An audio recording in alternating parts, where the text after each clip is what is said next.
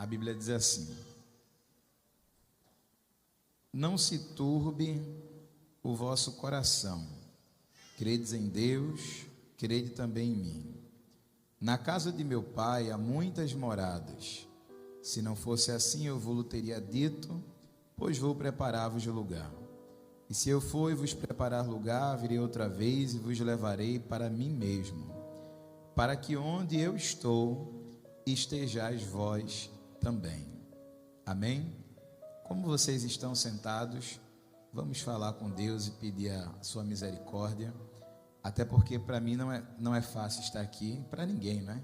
Acho que todo mundo que vem aqui enfrenta dificuldades, mas Deus é bom e a sua graça dura para sempre. Pai, em nome de Jesus, nós estamos aqui na tua casa, debaixo da tua graça, meu Deus, não por merecimento, mas porque a tua misericórdia tem nos alcançado. A tua igreja, Senhor, está diante de mim, Deus Altíssimo, não esperando de mim alguma coisa, mas de ti. São pessoas que estão famintas pela tua palavra, meu Deus. Pessoas que estão com seu coração, às vezes angustiado, às vezes temeroso, mas estão precisando ouvir a tua voz, estão precisando ouvir algo de ti, uma direção, Pai. Deus Altíssimo, e só o Senhor sabe a necessidade de cada um. Só o Senhor sabe alimentar desde a criancinha até aquele mais idoso. Os homens, as mulheres, só o Senhor sabe o que é que cada um precisa de alimento.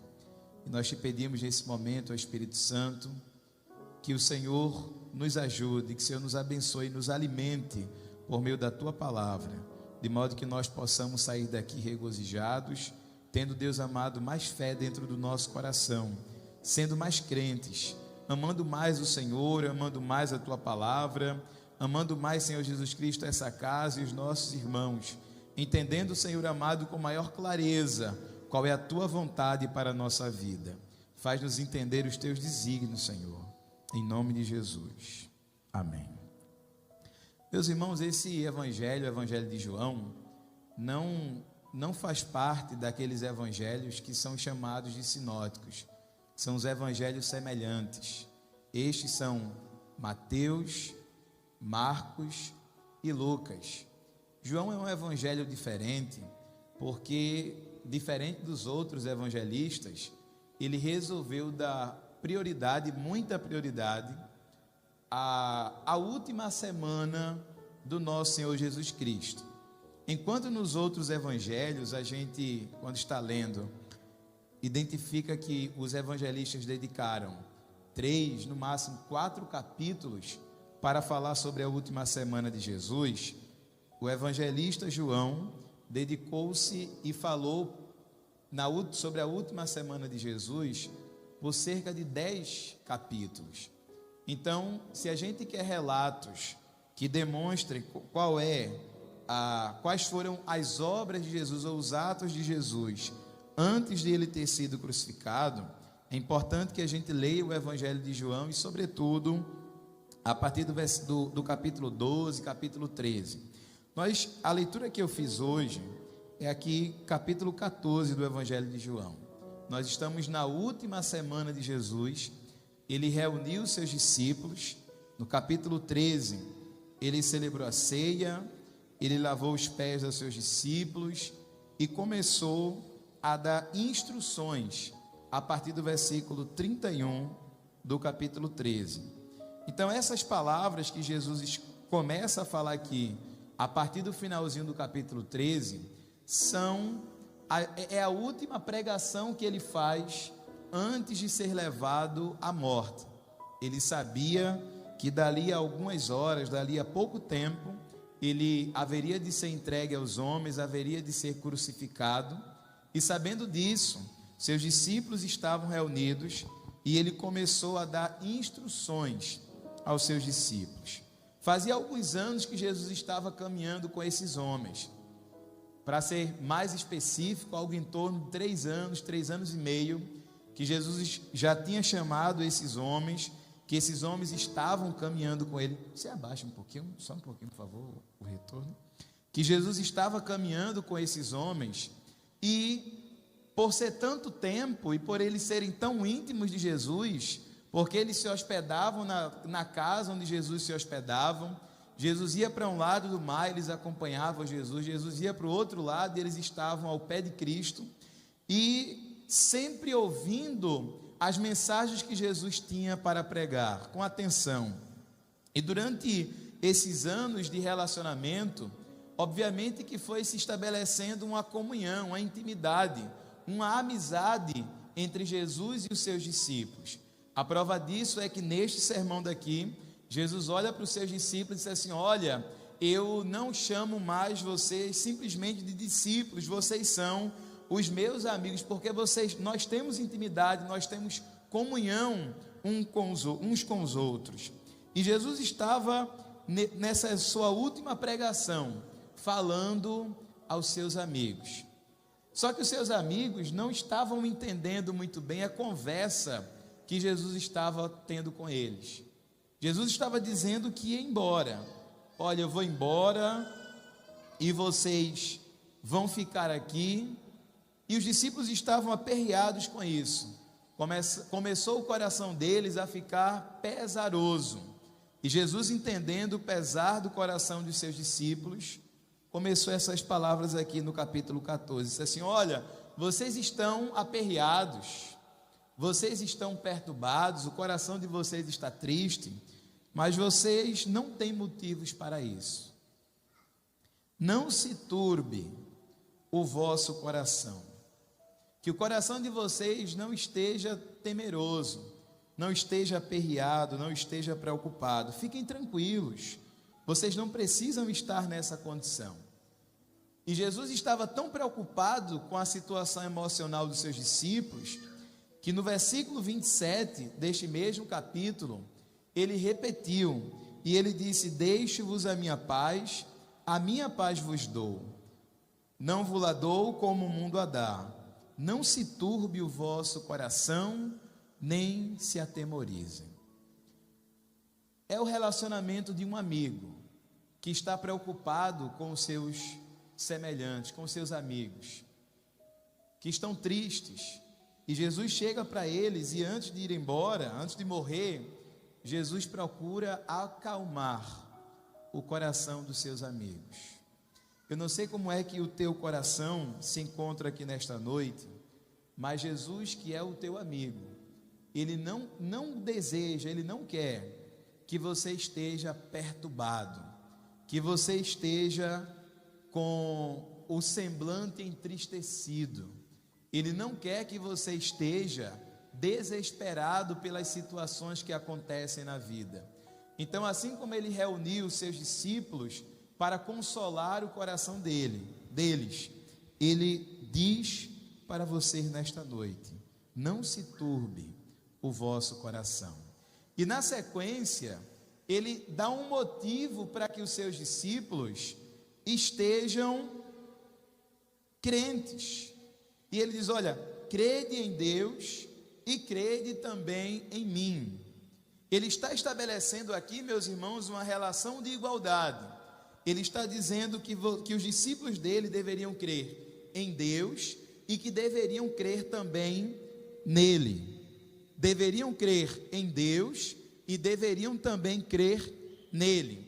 Você não vê os próprios discípulos, depois que eles começaram a pregar o evangelho, mandando as pessoas terem fé nele, mas nós estamos aqui diante da fala daquele que é Deus, que é o Deus encarnado, que mesmo sendo Deus, não teve por usurpação ser igual a Deus, mas aniquilou-se a si mesmo, tomando a forma de servo e fazendo-se semelhante aos homens. Jesus está diante dos seus discípulos e está dizendo assim: olha, creiam em Deus, mas creiam também em mim, que a fé de vocês esteja direcionada ao Pai, e que a fé de vocês também esteja direcionada em mim. A gente percebe por essa informação que Jesus não era um simples homem ou um homem comum. Além de ser homem, 100% homem, ele também era Deus, diferente daquilo que muitas religiões estão dizendo por aí, que Jesus era só uma pessoa muito abençoada, que Jesus era só um grande profeta, que Jesus era só uma pessoa que tinha muita inspiração. Não, Jesus não era simplesmente isso. Ele era sim 100% homem, mas ele era Deus entre os homens, e isso, meus irmãos, está claro aqui neste versículo 1 do capítulo 14 de João. Então, os discípulos não estavam ali diante de alguém que não era digno de credibilidade, diante de alguém que não era digno de fé. Pelo contrário, Jesus era digno da fé daqueles discípulos, por isso que ele disse: creiam em mim. Isso era para fortalecer a fé dos seus discípulos. E na sequência ele diz: na casa de meu pai há muitas moradas.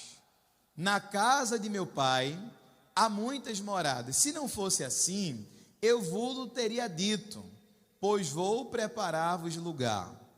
Quando a gente estuda o Evangelho de João, e a gente chega nesse capítulo 14, parece que os estudos ficam meio estranhos, porque Jesus aqui, meus irmãos, está dizendo que na casa do Pai há muitas moradas. E aí a gente pega esse texto e começa a querer entender exatamente o que foi que Jesus disse. Jesus aqui está fazendo uma comparação, que assim como os homens daquela época, os pais de família daquela época, tinham no seu terreno uma casa, e aí um filho seu casava, e ele construía uma casa próxima da casa dele para o seu filho, e o outro filho casava, construía-se outra casa perto da casa daquele pai, e assim ia, e a família ia crescendo, como se fosse uma grande aldeia, e todos estavam no terreno do pai, todos estavam vivendo sob a bênção do pai, e Jesus está dando esse exemplo aqui, está dizendo, na casa de meu pai há muitas moradas. Jesus está afirmando que aqueles discípulos não precisavam ficar preocupados, porque haveria lugar de aconchego, lugar de amparo para eles, quando eles estivessem vivendo os seus dias mais difíceis. Então Jesus consola aqueles discípulos, conforta aqueles discípulos, dizendo que eles não ficariam desamparados, que na casa do Pai, ou que no Pai, haveria lugar para eles. E Jesus disse: se não fosse assim, eu vos teria dito, pois vou preparar-vos lugar. E se eu for e vos preparar-vos lugar, virei outra vez e vos levarei para mim mesmo, para que onde eu estou, estejais vós também. Alguém tem na sua Bíblia essa versão, para que onde eu estou? Porque a maioria dos textos, a maioria das versões que a gente usa, o verbo utilizado pelo tradutor é estiver. E aí a gente fica imaginando que Jesus estava falando sobre algo do futuro. Mas a verdade é que Jesus estava falando sobre algo do presente. Para que onde eu estou, estejais vós também. Entender isso aqui, meus irmãos, é importante, porque entender isso nos faz conseguir compreender a mensagem central de Cristo neste capítulo 14. Jesus estava na eternidade com Deus, e havia a necessidade de que alguém morresse em sacrifício pelos seres humanos, para que a ira de Deus fosse satisfeita. Porque depois do nosso representante federal, Adão, significa a humanidade, ter pecado, a partir daquele momento, os homens deixaram de ser amigos de Deus e passaram a ser inimigos de Deus. E pelo fato de os homens terem se tornado em Adão e na sua posteridade inimigos de Deus, o que deveria naturalmente vir sobre eles deveria ser a ira de Deus. Então a ira de Deus deveria cair sobre todos os seres humanos, condenando a todos à perdição, à morte eterna, ao inferno. E algo deveria acontecer para que toda a humanidade não fosse julgada e condenada ao inferno, para que toda a humanidade não fosse alvo da ira de Deus. Para que isso acontecesse, deveria haver o perdão por meio do sacrifício expiatório, que os animais do Antigo Testamento não eram suficientes para aplacar a ira de Deus. Haveria de existir um sacrifício puro, um sacrifício perfeito, de alguém imaculado, sem pecado, representante dos homens, porque assim como por um homem entrou o pecado no mundo, por outro deveria vir a reconciliação com o Pai. E dentre os seres humanos, muitos homens se levantaram, e muitas pessoas acharam que aqueles homens, por terem uma grande intimidade com Deus, poderiam ser aquele que Deus haveria de por ele expiar o pecado da humanidade. Mas não era possível que nenhum outro homem expiasse o pecado da humanidade, porque, como diz a palavra do Senhor, nós já nascemos em pecado. Se todos os seres humanos já nascem em pecado, já nascem pecadores, já nascem herdando a natureza pecaminosa, a natureza adâmica, como poderia existir alguém dentre os homens, um homem natural, que pudesse morrer em favor da humanidade e aplacando a ira de Deus? Isso seria impossível. Foi por isso que o próprio Deus se dispôs e disse: eu vou descer à terra, entregarei a minha vida em sacrifício perfeito, para que a ira do Pai venha sobre mim e seja aplacada na humanidade. E Jesus Cristo veio, nasceu no ventre de uma mulher, Maria, gerado do Espírito Santo, para não ter nele a natureza carnal, caída. Gerado do Espírito Santo, nasceu do ventre de Maria. Viveu aqui na terra durante 33 anos. E agora ele está indo cumprir a sua missão. Ele está indo entregar a sua vida. E está para restabelecer o contato que havia sido destruído por causa do pecado. Os homens eram inimigos de Deus, mas por causa de Jesus Cristo, eles voltaram a ser amigos. Jesus está dizendo aqui que os discípulos não deveriam ficar perturbados, porque ele estava em um lugar e eles estariam, os discípulos estariam também nesse lugar. Jesus estava em Deus, que significa dizer que ele desfrutava plena comunhão com o Pai. E essa plena comunhão com o Pai, os discípulos também haveriam de desfrutar. Ele disse: olha, eu preciso ir para que as coisas se cumpram, para que aquilo que está previsto seja executado, para que onde eu estou, vocês possam estar também. Porque vocês hoje são inimigos de Deus, mas eu vou restabelecer o contato, eu vou restabelecer a comunhão, eu vou restabelecer a amizade que outrora existiu entre Deus e a humanidade. Jesus veio para cumprir essa missão. E ele disse: para que onde eu estou, estejais vós também.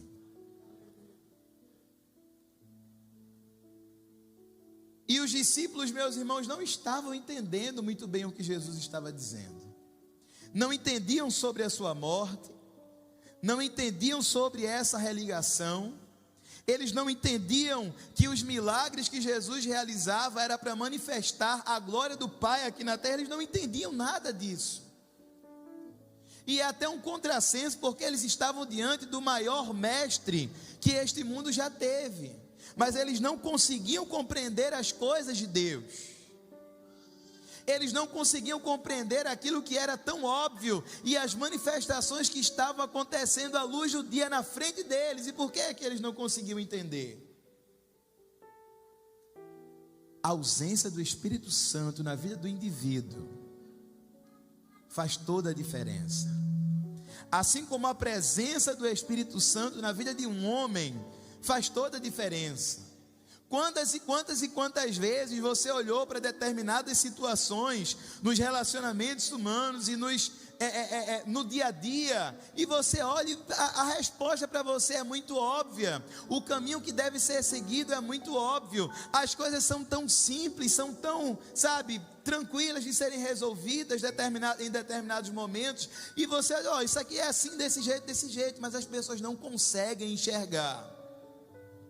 É porque você está no Pai.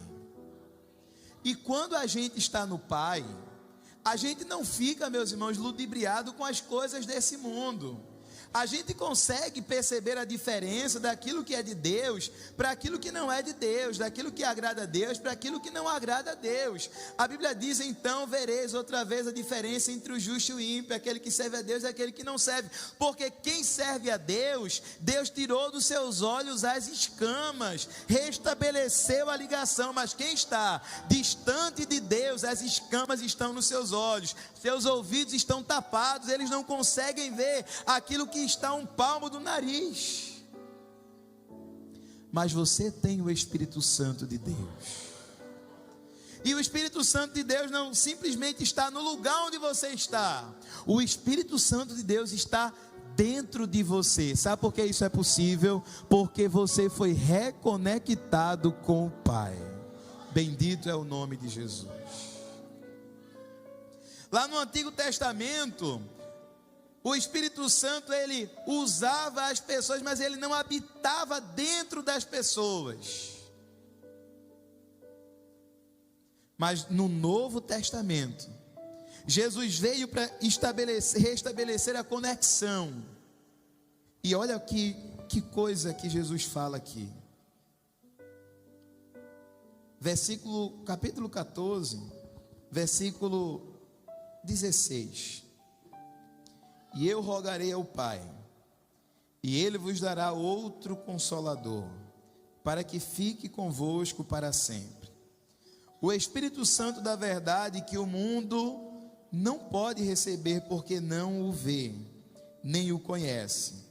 Mas vós o conheceis, porque habita convosco e estará em vós.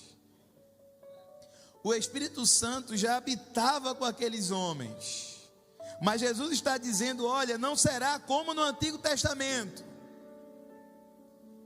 Ele estará em vós. Sabe o privilégio de todos aqueles do Antigo Testamento, você é mais privilegiado do que eles, porque o Espírito Santo de Deus, o próprio Deus, habita dentro de você. Você consegue entender isso? Deus habita dentro de você. Não é que Ele te visita quando você está triste, não. Não é que quando você ora, Ele está lá do outro lado do mundo e Ele olha para você. Não é isso. Ele habita dentro de você. Se você de fato é cristão, se realmente Jesus é o centro da tua vida, se por meio de Cristo você foi reconectado com Deus, o Espírito Santo do Senhor habita dentro de você. O que é que pode parar aquele que tem o Espírito Santo de Deus dentro dele? Quem pode destruir aquele que tem o Espírito Santo de Deus dentro dele? Quem pode resistir ao Espírito Santo de Deus que está dentro de você? Qual é o demônio, o diabo que pode resistir ao Espírito Santo de Deus que habita dentro de você? Você não precisa ter medo do mal, porque Deus habita dentro de você. Bendito é o nome de Jesus. E Jesus disse, Ele está convosco, mas tem uma coisa, escutem, Ele habitará, Ele estará em vocês. O Espírito Santo só habita dentro de nós, porque nós somos religados com o Pai. Nós éramos, meus irmãos, inimigos de Deus. Olha o que a Bíblia diz. Em 2 Coríntios, no capítulo 5, versículo 18 a 20. Tudo isso provém de Deus, que nos reconciliou consigo mesmo por meio de Cristo, e nos deu o ministério da reconciliação, ou seja, que Deus em Cristo estava reconciliando consigo o mundo, não levando em conta os pecados dos homens, e nos confiou a mensagem da reconciliação. Portanto, somos embaixadores de Cristo, como se Deus estivesse fazendo o seu apelo por nosso intermédio. Por amor a Cristo, suplicamos, reconciliem-se com Deus. Essa mensagem era para os irmãos que estavam lá em Corinto, mas que não estavam reconciliados com Deus. Estar numa igreja, meus irmãos, não significa estar reconciliado com Deus. Ir ao culto toda semana ou de vez em quando, não significa estar reconciliado com Deus. Uma pessoa que está reconciliada com Deus, ela está numa ligação com o Pai, de modo a perceber as astutas ciladas do inimigo, porque o Espírito Santo avisa. Uma pessoa que está reconciliado com Deus, quando ele começa a caminhar a passos lentos, rumo a coisas que o mundo oferece, o Espírito Santo avisa. Se você faz as coisas que você sabe que Deus não se agrada, isso não te fere mais, isso não te machuca mais, isso não faz você esmurrar o teu corpo e dizer como Paulo, miserável homem que sou, quem me livrará do corpo dessa morte? Se você quando peca, não tem esse sentimento, por exemplo, que o apóstolo Paulo tinha, significa dizer que você não está reconciliado com Deus. Porque um cristão reconciliado com Deus, ele olha para os seus pecados e ele diz, eu sou o maior de todos os pecadores, como é possível Deus me amar?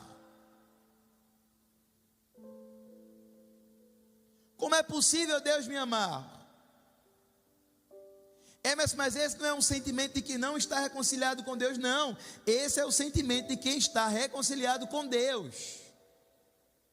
Quem não está reconciliado com Deus diz assim, mas eu sou até uma boa pessoa. Veja, eu não faço mal para ninguém. Por que está acontecendo essas coisas complicadas na minha vida, se eu sou uma pessoa maravilhosa? Isso é sinal ou sinônimo de quem não está reconciliado com Deus. O reconciliado com Deus pensa da seguinte forma: a única coisa que eu mereço é o inferno, porque eu sou pecador, mas a tua misericórdia eu suplico, ó Pai, a tua graça eu imploro, Senhor, que venha sobre a minha vida e que tenhas misericórdia de mim. Uma pessoa que está reconciliada com Deus, quando ele peca, ele não procura esconder o seu pecado dos homens, porque ele sabe que o próprio Deus, que está dentro dele, já sabe de todas as coisas, e é Ele quem julga nos últimos dias. O nosso sentimento de miserabilidade, o nosso sentimento de injustiça, meus irmãos, de imerecimento, deve saltar de dentro de nós. Ninguém merece a salvação, e não há um cristão nessa terra que pregue para multidões, que ensine a multidões, que cante para multidões e que através dele se convertam muitas pessoas, ou que ore todos os dias, 5, 10 horas por dia, que mereça 1 milímetro de salvação. Não há. Todas essas coisas são pela graça de Deus, que se manifestou por meio do seu Filho, e que por meio dele, de Jesus Cristo, nos reconciliou consigo mesmo. Essa é a doutrina da nossa unidade com Cristo, da nossa união com Deus.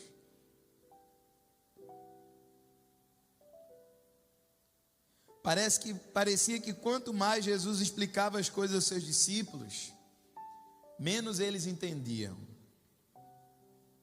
Olha o que diz na sequência do versículo. Versículo 4. Mesmo vós sabeis para onde eu vou, e conheceis o caminho. Jesus está dizendo, vocês sabem para onde eu vou, e vocês conhecem o caminho para onde eu vou. Aí Tomé diz assim, Senhor, a palavra, por favor.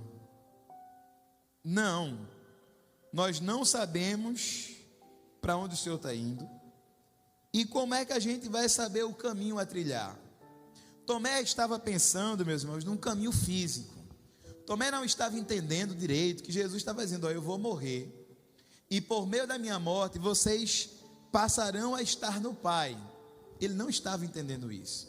Ele estava achando que Jesus ia fazer uma viagem, e que depois eles poderiam ir após Jesus. Aí Jesus diz assim, Tomé, eu não estou falando sobre caminho físico, Tomé. Eu sou o caminho. Se você quer chegar no Pai, Tomé, tem uma ponte, e só uma ponte. Essa ponte sou eu. Eu sou o único caminho que vai te levar ao Pai.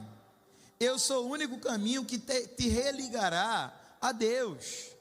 Eu sou o único ser que pode restabelecer a conexão que os homens perderam com Deus. Eu sou o caminho. Eu sou a verdade. Eu sou a vida. E ninguém vem ao Pai senão por mim. Tomé, não procure caminho. Não procure solução em outra parte. Entenda, porque Deus está falando com você.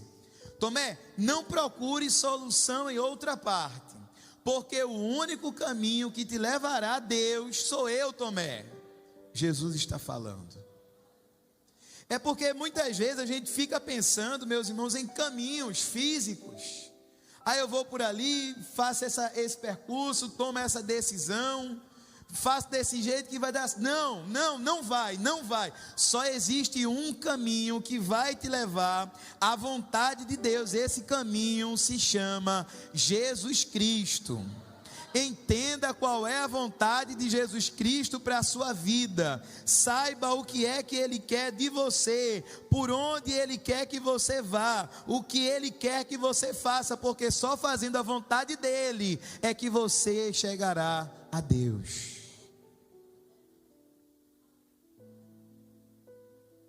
Não há outro caminho. Há muitos caminhos que conduzem à perdição. Há caminhos largos que os homens facilmente transitam para o abismo. Mas há um caminho estreito, com espinhos, dificuldades. É esse caminho que nos leva para Deus. É muitas vezes o caminho da humilhação. É muitas vezes o caminho de nós estarmos diante das nossas próprias vontades e dizermos assim: não vou fazer o que eu quero, porque isso não é da vontade de Deus. E aí, quanto mais a gente deixa de ser egoísta e fazer aquilo que a gente quer, e a gente faz a vontade dele, mais nós nos aproximamos do ideal dele para a nossa vida. O desejo de Deus, o desejo de Jesus Cristo é que a gente habite, que a gente more no Pai, pois é lá que Ele está. Ele diz: eu sou o caminho, a verdade e a vida, e ninguém vem ao Pai senão por mim. Veja que Ele não está dizendo ninguém vai, Ele está dizendo ninguém vem, porque Ele estava no Pai, o Pai estava nele. Então ninguém vem ao Pai senão por mim. Se vocês me conhecessem, vocês também conheceriam o meu Pai. Acompanhe na Bíblia. E já desde agora o conheceis e o tendes visto. Aí tem outro discípulo que diz assim: Jesus, agora eu preciso falar.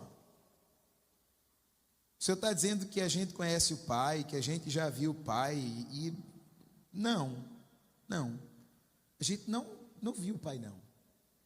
Mas faz uma coisa, mostra-nos o Pai, que nos basta. Nos basta, mostra-nos o Pai. Aí Jesus olha para Filipe e diz assim: faz tanto tempo, Filipe, que eu estou com vocês. Faz tanto tempo, Filipe, que a gente está aqui interagindo, que eu estou caminhando com vocês. E você está dizendo: mostra-nos o Pai. O que Filipe queria, meus irmãos, era uma manifestação miraculosa. Quem sabe Deus aparecendo como apareceu para Moisés, numa sarça ardente. Aí Jesus olha para Filipe e diz assim: Filipe, eu estou há tanto tempo com vocês e vocês não têm me conhecido. Quem vê a mim, vê o Pai. Como é que você tem coragem de dizer: mostra-nos o Pai? Você não acredita, Filipe, que eu estou no Pai e que o Pai está em mim? Você não acredita nisso não? As palavras que eu digo a vocês, a pregação que eu trago para vocês, as coisas que eu falo, não são para revelar a mim mesmo a vocês, não são para falar sobre mim, são para falar, Filipe, sobre o Pai. São as palavras do Pai que estão na minha boca. Eu não digo essas palavras de mim mesmo, mas digo do Pai que está em mim, e é Ele quem faz as obras. Se você não acredita, Filipe, naquilo que eu estou dizendo, se você não crê em mim por isso, creia pelo menos por causa das obras. Se você pensar um pouquinho, Jesus tinha, meus irmãos, acabado de ressuscitar Lázaro. Jesus tinha acabado de ressuscitar Lázaro. Lázaro estava morto há 4 dias, e para muitos judeus, inequivocamente, sem sombras de dúvidas, Jesus era Deus. Porque para realizar um milagre daquela magnitude, daquela grandeza, só sendo Deus, e eles acreditavam nisso. E agora o discípulo dele está dizendo: mas mostra-nos o Pai. E Jesus está dizendo: as obras que eu faço, todas elas são para glorificar a Deus. Será que Jesus não era um bom mestre, de modo que os seus discípulos não conseguiam aprender com ele? Certamente que não. Mas é que aqueles homens não estavam no Pai ainda. Eles não tinham uma visão do mundo, a visão que um cristão tem. Eles continuavam vendo o mundo e analisando as coisas a partir dos princípios históricos, filosóficos. Mas Jesus estava tentando revelar para esses homens uma realidade espiritual, que era para eles, obviamente, naquele momento maravilhosa, mas que eles ainda não desfrutavam. Por isso que eles não conseguiam entender. Por isso que eles não conseguiam enxergar o Pai em Cristo e nas obras que Jesus fazia.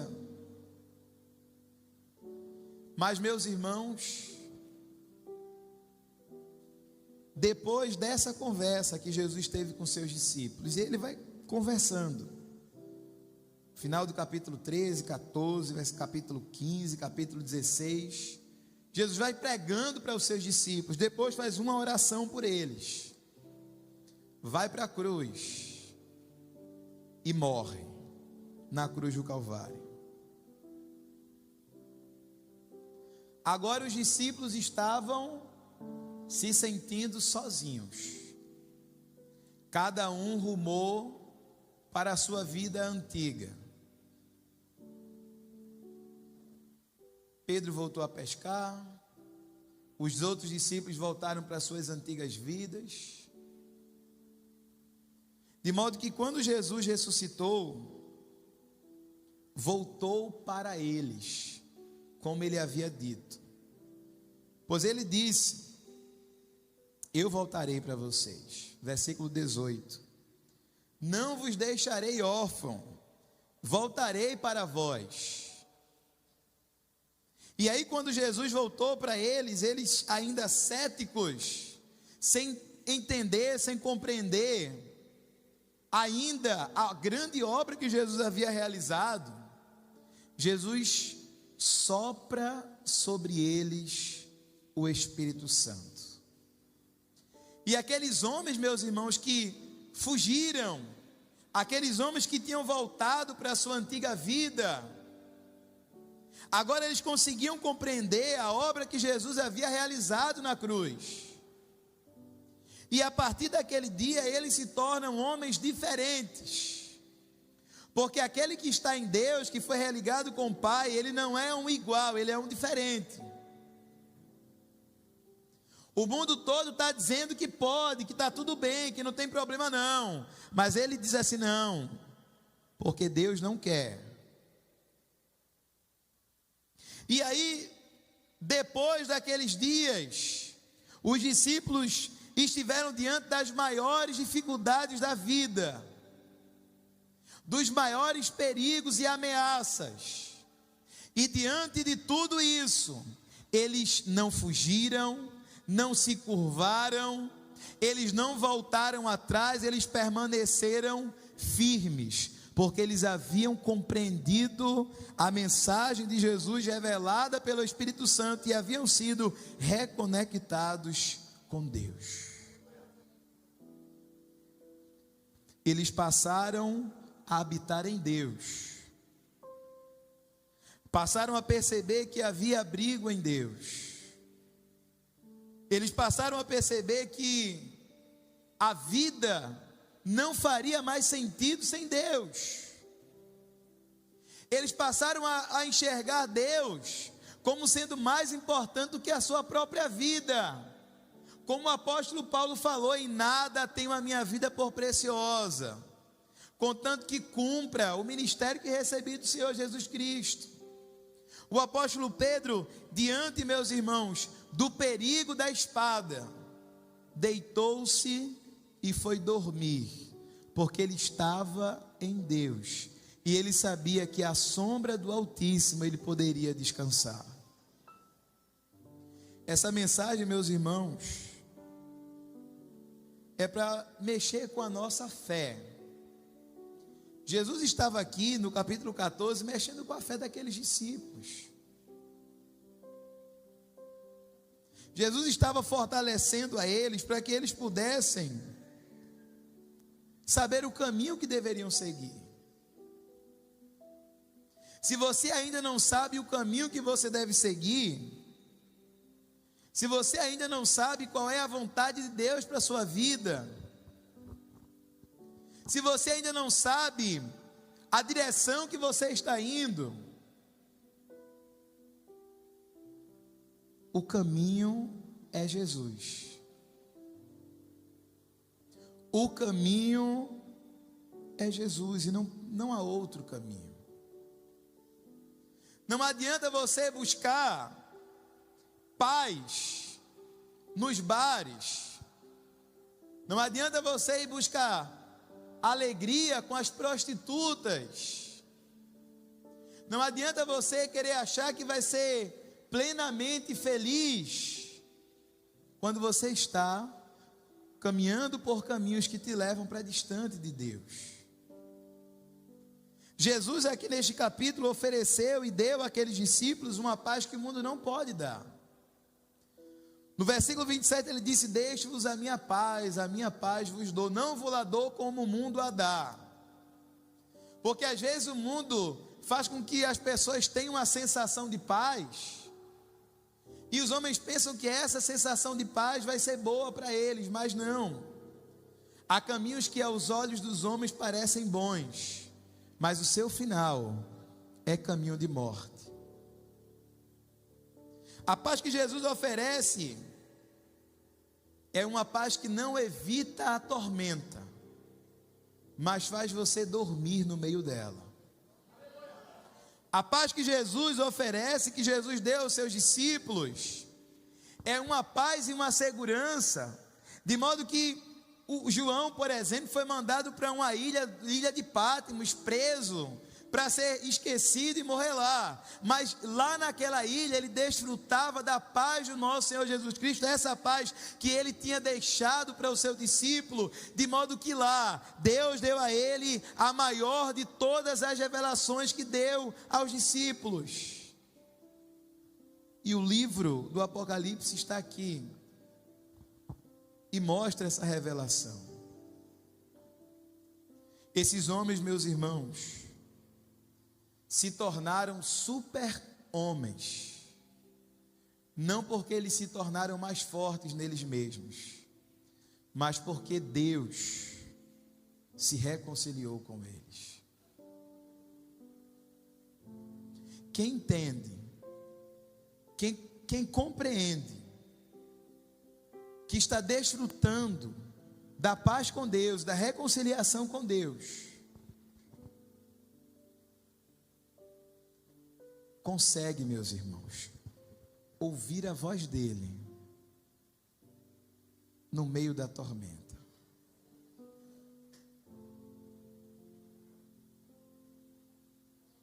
O nosso Senhor Jesus Cristo nos religou com o Pai.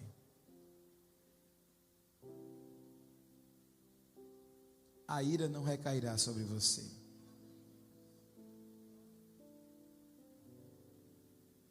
Muitas vezes quando a gente erra, a gente pensa assim: e agora? Aí o enviado do capiroto diz assim: rapaz, depois disso aí, acabou, já era. Mas pense junto comigo numa coisa. Eu sou pai, Isaac está começando a andar. E aí ele dá 1, 2, 3 passos, e eu penso que ele vai caminhar, que ele vai andar, mas ele cai. Você consegue imaginar eu, enquanto pai, irado com meu filho Isaac porque ele caiu? Não, seria loucura. E por que eu não fico irado com ele? Por que ao invés de mirar contra ele, eu me aproximo, estendo a mão, o ajudo a levantar e digo assim: vai, papai, caminha. Você é como um filho que está aprendendo a andar. E quando você caminha, você dá um passo, dá 2, dá 3, aí você cai. Você está lá no chão. Chega um e diz assim: olha, acabou para você, viu? Só que você tem pai. E ele sabe das tuas falhas. Ele sabe da sinceridade do teu coração. Ele sabe que você errou, mas o machucado está doendo. E você sente a dor. Você não queria ter caído, você queria andar, mas você caiu. Ele é o teu pai. E ele estende a mão e diz assim: filho, levanta. Mas pai, eu caí, eu errei, me machuquei, estou todo ralado. Aí ele disse: por que foi que eu morri? Por que foi que Jesus foi para a cruz? Não foi para que você pudesse estar comigo, estar em mim, eu e você? Sim, então levante-se e continue a caminhar. aí no outro dia você já não comete mais aquele erro. E se eu cometer, Emerson, se eu cair de novo no mesmo erro, olhe para o seu pai e diga assim: pai, eu errei de novo. Eu não queria ter errado. Isso com a sinceridade do teu coração, porque o teu pai, ele vê o teu coração. Ele vê a sinceridade do teu coração. O que você não pode é dizer assim, ou pensar: eu caí, eu vou ficar por aqui mesmo no chão. Não, você é filho de Deus e Jesus morreu para te reconectar com o Pai. Então você caminha, você dá um passo, dá dois, dá três, você cai, mas levante-se.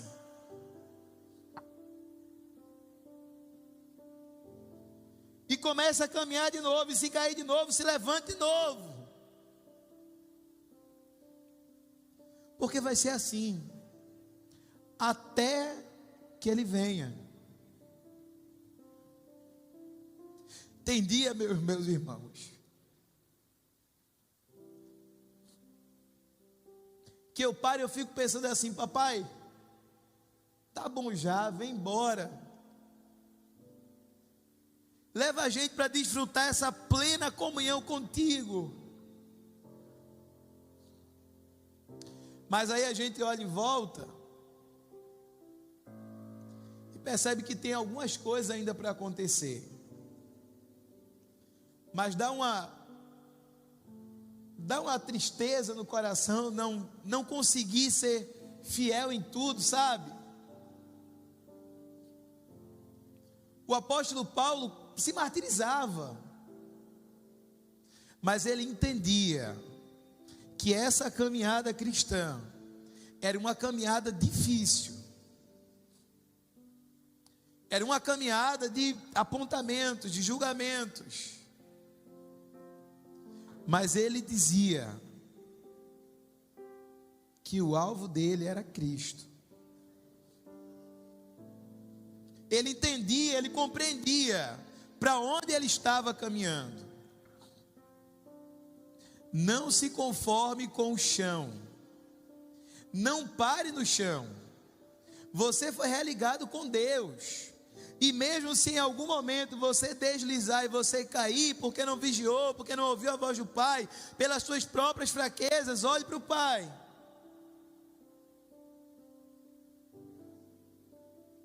Olhe para o Pai, porque Jesus morreu para perdoar os nossos pecados.